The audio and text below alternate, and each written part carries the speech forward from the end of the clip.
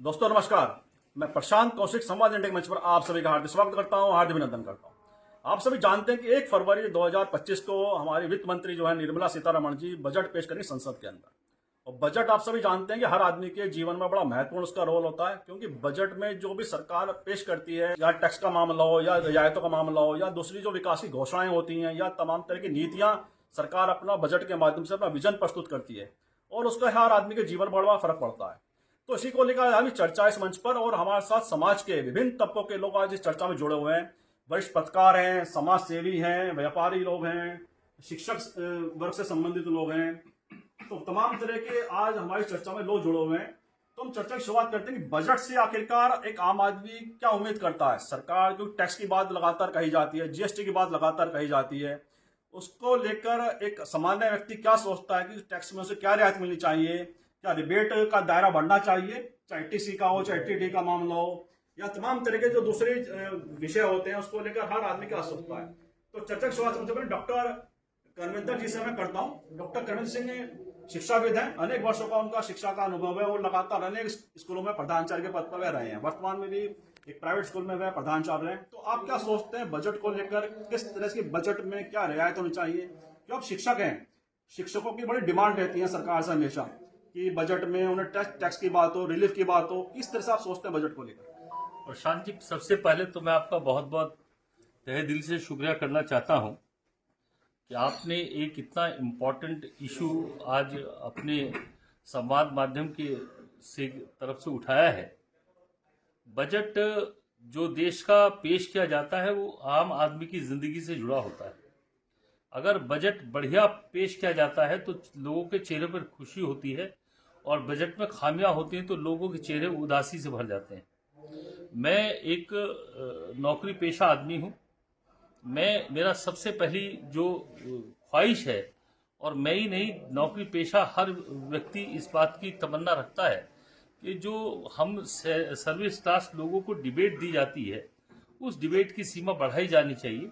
कम से कम 10 लाख तक वो होनी चाहिए, क्योंकि लगभग इतनी कम सैलरी पे 2-2 लाख, 1.5 लाख रुपए टैक्स हम लोगों से वसूला जाता है। इतनी सैलरी बढ़ती नहीं है जितनी टैक्स में चली जाती है। तो अपना गुजारा करना एक सर्विस क्लास के लिए इतना महंगा होता जा रहा है कि उसके लिए बड़ी परेशानी है। दूसरा, मैं ये कहना चाहता हूं कि जो देश के अंदर बहुत सारी ऐसी संस्थाएं हैं जहां वो 24 घंटे उन पब्लिक को फ्री सेवा करते हैं, फ्री लंगर सेवा करते हैं। और जैसे गोल्डन टेम्पल को ले लीजिए, गोल्डन टेम्पल में जो 24 घंटे लंगर चलता है, वहां पर जो खाने की सामग्री, जो भी सामान आता है, उस पर भी जीएसटी लागू है। जी। उस पर जीएसटी क्यों लागू होनी चाहिए? वो पब्लिक के वेलफेयर के काम है। ऐसी बड़े बड़े मंदिर हैं जहां पर वेलफेयर के काम हो रहे हैं, उन पर जीएसटी सरकार को हटानी चाहिए, नहीं लागू होनी चाहिए। और इसी प्रकार से हम मेरठ शहर के नागरिक हैं। मेरठ कई उद्योगों के लिए जाना जाता है, जैसे कैंची का उद्योग है, स्पोर्ट्स का उद्योग है। इस तरफ भी गवर्नमेंट को ध्यान देना चाहिए कि ये उद्योग ठीक तरीके से बढ़े, आगे तरक्की करें, और उनको जीएसटी उस पर कम से कम लागू हो। इसी प्रकार से जो जैसे गवर्नमेंट कहती है। आपने बहुत महत्वपूर्ण मुद्दा उठाया, जैसे आपने धार्मिक जो संस्थाएं हैं उनके बारे में बात की, बहुत ही महत्वपूर्ण विषय है। हमारे साथ बलभूषण गुप्ता जी हैं, धार्मिक संस्था अन्नपूर्णा चैरिटेबल ट्रस्ट के अध्यक्ष हैं। तो हम सब जानेंगे धार्मिक संस्थानों का मुद्दा डॉक्टर साहब ने उठाया, उसको लेकर आप क्या सोचते हैं और आपको क्या उम्मीद है, सरकार से क्या सुझाव देना चाहेंगे? धन्यवाद प्रशांत कौशिक जी। अभी डॉक्टर करमिंदर सिंह जी ने जो मुद्दा उठाया वो अत्यंत ही गंभीर मानव हित का मुद्दा है। सरकार को इस ओर ध्यान देना चाहिए। कम से कम जो समाज सेवा में लगे हैं उनकी खरीदी पर कोई भी जीएसटी नहीं होना चाहिए। दूसरी बात यह है, जो सीनियर सिटीजन है, सुपर सीनियर सिटीजन जो 75 साल से ऊपर के हैं, उनको चिकित्सा सुविधा कम दर पर देनी चाहिए। आयुष्मान भारत योजना से कोई फायदा नहीं है। उनको कम दर पर 1 लाख पर 1000 प्रीमियम होना चाहिए, चाहे वो कितने भी लाख का ले, ताकि वो अपना जीवन यापन कर सके। जी, बहुत बहुत आपने महत्वपूर्ण विषय उठाया कि जो सीनियर सिटीजन है, क्योंकि लगातार सीनियर सिटीजन को लेकर बातें कही जाती है, क्योंकि रिटायरमेंट के बाद उनके लिए स्वास्थ्य को लेकर भी बड़ी समस्या कई लोगों के सामने आती है। और आप जानते हैं कि इलाज कितना महंगा हो चुका है किसी भी बीमारी का।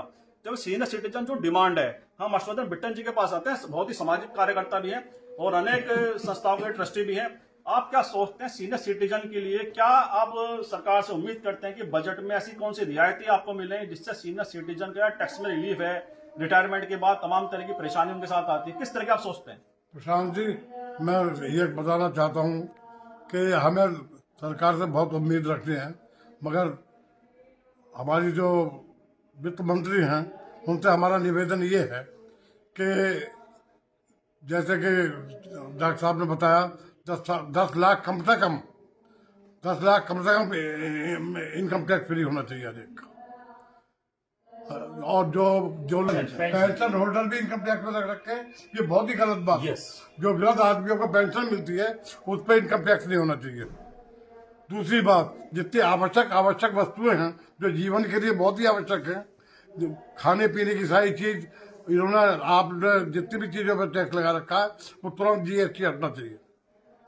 आम आदमी इससे बहुत ज्यादा प्रभावित है और ये नहीं होना चाहिए। और हमारे जो गेम्स हैं हॉकी और फुटबॉल को भी प्रोत्साहन देना चाहिए, उसके लिए पूरा बजट होना चाहिए। सारा पैसा क्रिकेट के लिए नहीं होना चाहिए।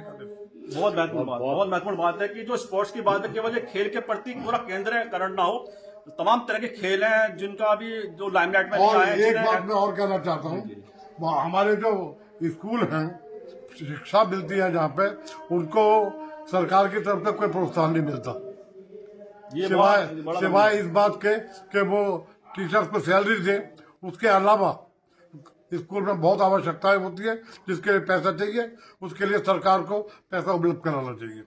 बहुत ही महत्वपूर्ण बात कही आपने। जो शिक्षण संस्थाएं हैं उनके लिए बहुत आवश्यक है कि तमाम तरह की राहत उनके लिए मिले, शिक्षा का बजट बढ़े, क्योंकि शिक्षा का बजट बढ़ेगा तो तमाम तरह की जो प्रतिभाएं हमारे देश के अंदर जो आगे बढ़ रही हैं उनको और ज्यादा सुविधाएं मिलेंगी, उनको ज्यादा एक्सपोजर मिलेगा। हमारे साथ राजवीर सिंह जी हैं, व्यापारी हैं, और जो महंगाई का दौर है, ऐसे में महंगाई की बात की जाती है तो कहा जाता है कि एक तो जो कंजप्शन है वो कम हो रहा है, उपभोक्ता दुकान पर कम जा रहा है, साथ ही ऑनलाइन बिजनेस जो बढ़ रहा है उससे किस तरह का मार्केट पे इफेक्ट पड़ रहा है, और आप क्या सोचते हैं सरकार ऑनलाइन बिजनेस पे कुछ लगाए और जिससे कि व्यापारी को जो राहत मिलने की बात लगातार व्यापारी संगठन करते हैं, उसके बारे में आप क्या सोचते हैं राजवीर जी? धन्यवाद प्रशांत जी, आपने जो विषय उठाया है ये बिल्कुल सीधा हमारे साथ जुड़ा है और ये पूरे देश के साथ जुड़ा है। हमारा जो व्यापार है, हम जिस फैटर्निटी से आते हैं, हम आते हैं रिटेल व्यवसाय से, जिससे पूरा कई परिवार एक दुकान के साथ चलते हैं और पूरा देश की अर्थव्यवस्था ताना बाना उसी से बुना हुआ है, सब चीज़ उसी से चलती है। अब हुआ क्या कि सरकार ने ऑनलाइन की कंपनियों को छूट दे दी और उसके लिए कोई नियम निर्धारित नहीं किए हैं। हम सरकार से मांग करते हैं कि लेवल प्लेइंग फील्ड हो, जो सुविधा उसे मिले वो सुविधा बाजार में हर आदमी को मिलनी चाहिए। वो जो बड़ी कंपनियां हैं, विदेशी पूंजीपति लोग हैं, वो एफडीआई का दुरुपयोग करके उस एफडीआई के पैसे को बाजार को खराब करने में डाल रहे हैं। सरकार को पहले भी हमने चेताया, लेकिन सरकार को समझ नहीं आती, पता नहीं क्या वजह है, क्या कारण है कि सरकार इस पर ध्यान नहीं देती। हम माननीय वित्त मंत्री जी से एक बार फिर अभी अनुरोध करते हैं आपके माध्यम से भी कि भाई ये नियम बनाएं और एफडीआई के दुरुपयोग को रोकें, ताकि जो छोटा व्यापारी है वो मरने से आत्महत्या करने के लिए मजबूर ना हो। सरकार से हमारी यही गुजारिश है कि वो लेवल प्लेइंग फील्ड बनाए और जो रिटेल व्यवसाय है, जो बाजार है, जो हमारी देश की रीढ़ की हड्डी है, उसे बचाए। यही मझौला जो व्यापारी है वो देश की व्यापार की रीढ़ की हड्डी है। बहुत ही महत्वपूर्ण आपने बात कही। हमारे साथ एक व्यापारी नेता और है, बेगमपुर व्यापार संघ के अध्यक्ष पुनीत शर्मा।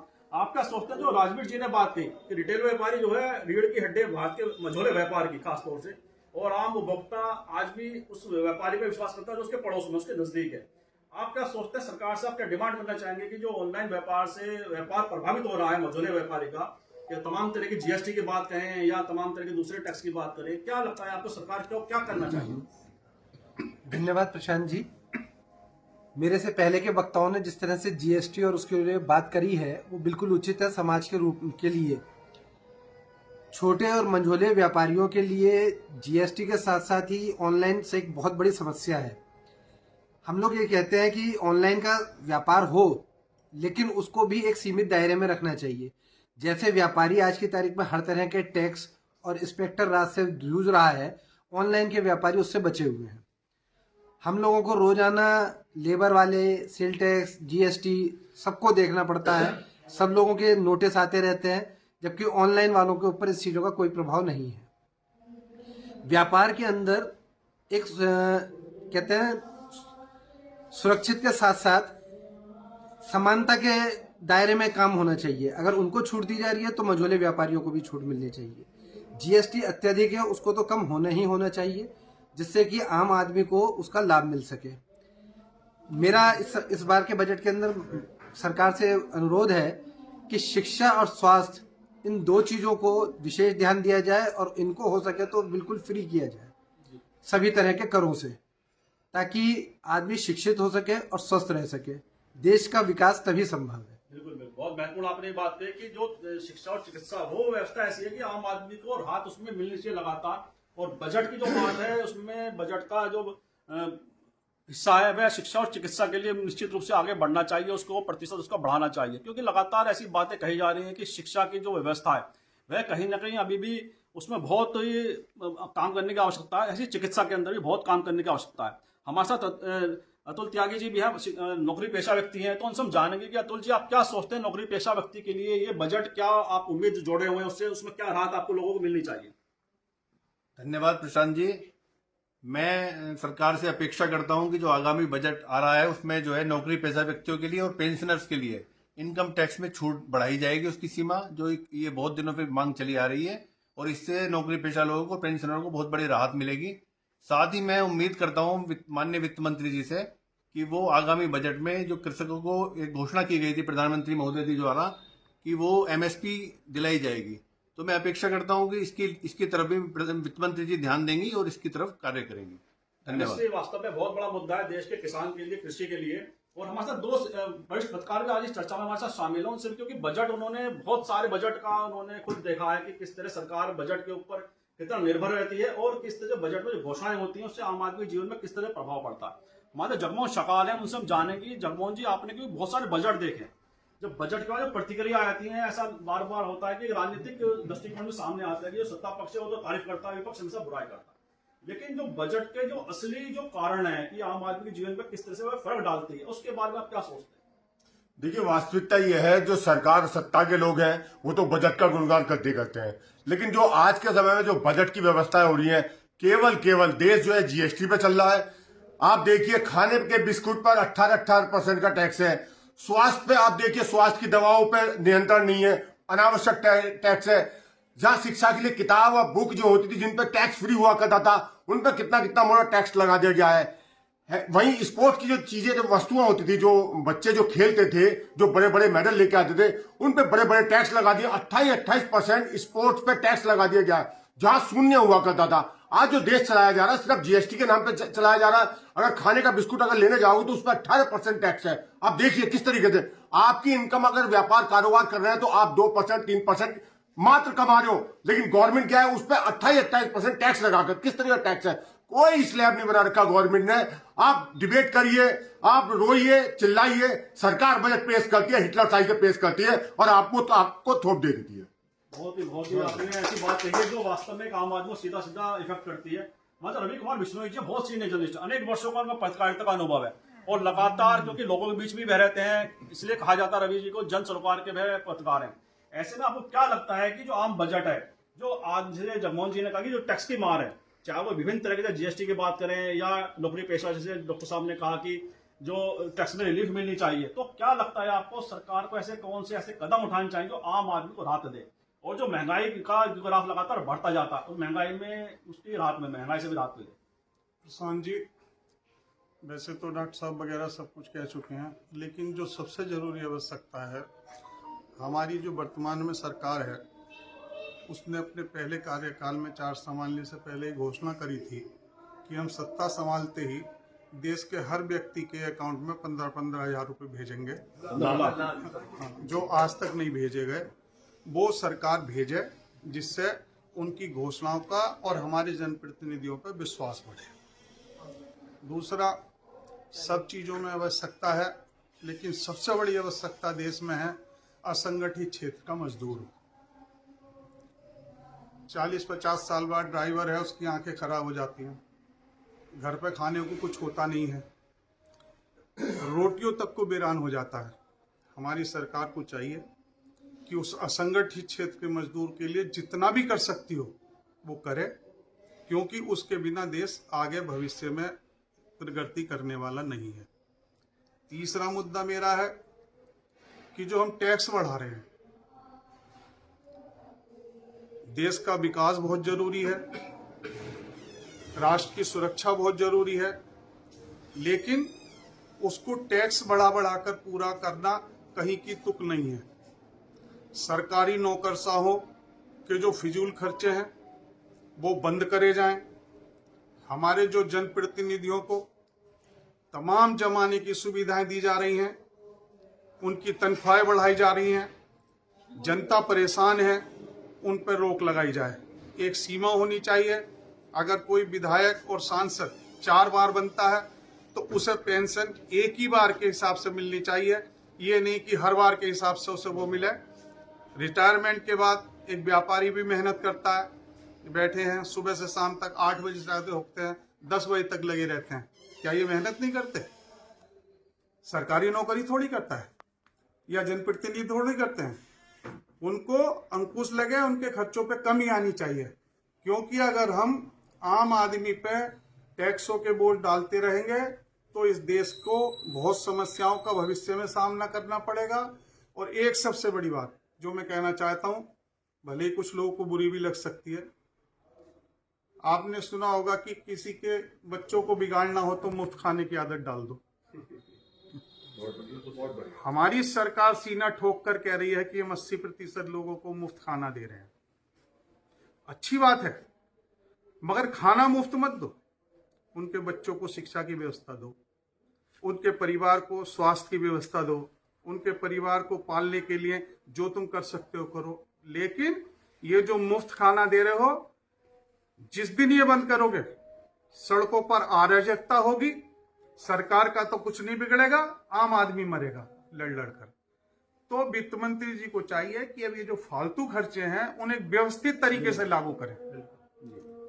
जरूरतमंद को हर तरह से मदद दी जाए, मगर मुफ्त के नाम पे किसी को कुछ नहीं दिया जाना चाहिए। बहुत ही महत्वपूर्ण मुद्दा आपने लिया। फ्री बीज का जो मुद्दा है, देश की राजनीति में ऐसा घुल गया है कि हर पार्टी आप में होड़ लगी हुई है। आज की तारीख में जिस पार्टी को देखो, एक कह रहा है कि हम 2500 रुपए महिलाओं को मुफ्त देंगे हर महीने, दूसरा कह रहा हम 85 रुपए युवाओं को देंगे, 85 रुपए। मेरा कहने का मतलब सिर्फ इतना है कि असंगठित क्षेत्र में चाहे कोई सा भी क्षेत्र हो, घर में काम करने वाली बाई हो, ड्राइवर हो और सड़क पे काम करने वाले हो, उनकी भलाई के लिए सरकार को सबसे पहले सोचना चाहिए। दूसरा, जो वर्तमान समय में हम मुफ्त की रेवड़ी बांट रहे हैं, माननीय प्रधानमंत्री जी भी कह चुके हैं ये बंद होनी चाहिए। उच्च न्यायालय भी इस पर टिप्पणी कर चुका है कि यह गलत है, और हर व्यक्ति कह रहा है, लेकिन फिर भी राजनीतिक लाभों के लिए जो ये काम कर रहे हैं, इससे आम आदमी पिस रहा है। माननीय हमारी वित्त मंत्री जी को कुछ ऐसा करना चाहिए, बड़ी समझदार और होशियार और सुलझे विचारों की हैं वो, कि आम आदमी को सुविधाएं मिले और उसमें बड़े आदमियों पर टैक्सों का भार ना पड़े। और ये तभी है जब सरकार फिजूल खर्ची हर क्षेत्र में बंद करे। धन्यवाद। आपने आर्थिक असमानता का जो मुद्दा उठाया, देश की जो वर्तमान जो अर्थव्यवस्था में ये बहुत बड़ा मुद्दा बन चुका, बहुत गंभीर मुद्दा बन चुका। क्यों आर्थिक असमानता लगातार समाज के विभिन्न तबकों में देखी जा रही है। एक वर्ग तो लगातार अमीर होता जा रहा है, उसके बाद पैसे का जो आवागमन है बढ़ता जा रहा है, एक बहुत ही गरीब होता जा रहा है लगातार। और सरकार, जैसा आपने कहा कि 80 करोड़ लोगों को खाद्यान्न उपलब्ध करा रही है, यही बड़ी चुनौती है। जब हम 5वीं अर्थव्यवस्था की बात करते हैं, ऐसे में 80 करोड़ लोगों को खाना देना, ये भारत की अर्थव्यवस्था में बड़ा क्वेश्चन मार्क है। इसको लेकर डॉक्टर साहब आप क्या सोचते हैं कि आर्थिक असमानता लगातार बढ़ रही है देश के अंदर, वह बड़ा गंभीर विषय है, आप क्या सोचते हैं इस बारे में? प्रशांत जी, मैंने पिछले 10-12 सालों में ऑब्जर्व किया, जो समाज के विभिन्न तबकों के लोग थे, उनमें आर्थिक स्थिति को लेकर के बड़ी दूरियां पैदा हुई हैं, बड़ा गैप पैदा हुआ है। जो अमीर है वो बहुत अमीर होता जा रहा है, जो गरीब है वो बहुत गरीब होता जा रहा है। सरकार को इस तरफ ध्यान देना चाहिए। और एक चीज और मैंने नोट की है कि पिछले 10-12 सालों में ये मैंने चीज नोट की है कि एक चंद लोग जो अमीरों की लिस्ट में पूरी दुनिया में छाए रहते हैं, वो बहुत चंद लोग हैं। पहले ऐसे लोगों की संख्या बड़ी होती थी, हजारों की तादाद में होते थे, लेकिन अब 4-5 लोगों के इर्द गिर्द ये अर्थव्यवस्था घूम रही है। इस तरफ सरकार को ध्यान देना चाहिए। दूसरा मेरा कहना ये भी है कि जो सरकार पूंजीपति जो बड़े लोग हैं, उनके जो बैंकों से वो लोन लेते हैं उनको माफ कर देती है, और जो छोटे होम लोन लेते हैं, हम जैसे लोग लोन लेते हैं, उसका कोई माफीनामा नहीं है। तो उनका लोन माफ नहीं होना चाहिए, और हो तो हम जैसे गरीब लोगों का लोन माफ होना चाहिए। ये मुद्दा देश की राजनीति में बड़ा मुद्दा बन गया। लगातार विपक्ष के नेता इस मुद्दे को लगातार उठा रहे हैं कि जो बड़े लोगों की लोन माफी है, यह ऐसा विषय है जो सीधा सीधा एक आम उपभोक्ता के लिए भी बड़ा एक उस पर भार डालता है, क्योंकि जब बैंक किसी बड़े का लोन माफ करते हैं तो उसका कहीं ना खामियाजा एक आम जो लोन धारक है, जो छोटा व्यापारी है, आम आदमी है, उस पर बड़ा फर्क पड़ता है। तो आपने देखा कि किस तरह से विभिन्न तबकों के लोगों ने अपनी राय प्रकट करी बजट को लेकर, उनकी क्या उम्मीदें हैं सरकार से, महंगाई के इस दौर में क्या उन्हें राहत की आवश्यकता है। जब टैक्स की बात है, जीएसटी की बात है, टैक्स का दायरा बढ़ाने की बात है, इनकम टैक्स का रिबेट की बात है, तो तमाम तरह की बातें निकल के आई हैं और ये लगातार चर्चा हमारे विभिन्न प्लेटफॉर्म पर जारी रहेगी। और इन शब्दों के साथ आज की चर्चा को विराम भी देते हैं और आप सबका बहुत बहुत आभार धन्यवाद व्यक्त करते हैं। और आपसे हम अपील भी इस चैनल को सब्सक्राइब करें, लाइक करें। बहुत बहुत धन्यवाद आप सभी।